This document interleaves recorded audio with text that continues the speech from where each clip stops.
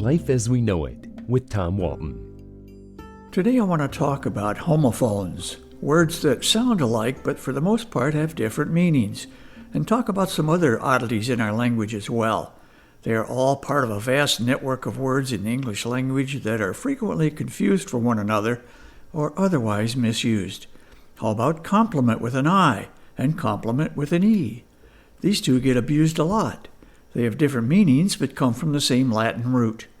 Compliment with an I means to express praise or admiration.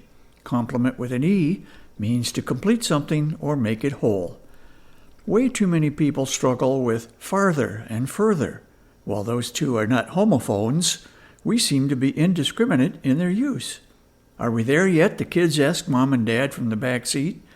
Just a little further, Dad says. Come on, Dad, if you're talking about distance, farther is the better choice. It's not just homophones that trip us up. How about the comment, I want it bad? An athlete expressing his desire to win a championship bad is unwittingly saying he's okay with playing poorly as long as he wins. For that matter, wanting to win badly isn't much better. He may be grammatically correct, but he's expressing little confidence that his own performance will help much.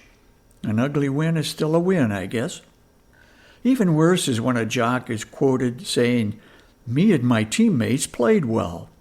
Well, me is upset by his ignorance. Desert and dessert are not homophones either, although they live in the same neighborhood.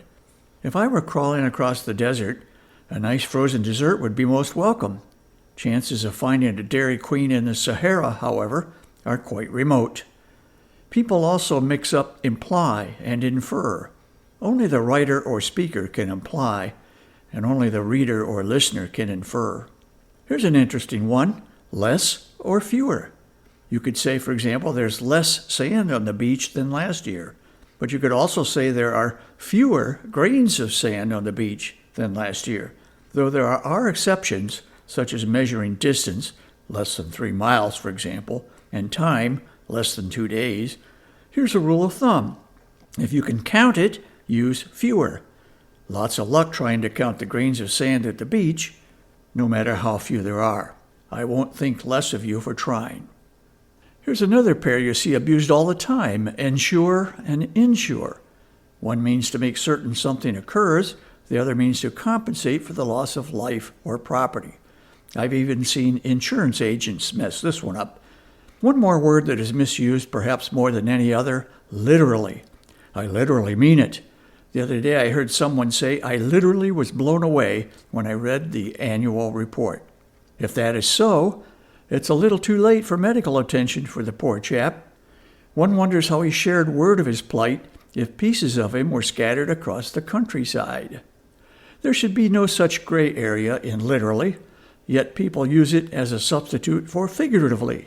A quirk even Merriam-Webster has noted. I may figuratively throw up, perhaps even literally. Life as We Know It is written and hosted by Tom Walton and is a production of WGTE Public Media. Life as We Know It with Tom Walton can be heard on WGTE FM 91 every Monday afternoon during All Things Considered at 5:44 p.m. Or hear past episodes at wgte.org/life.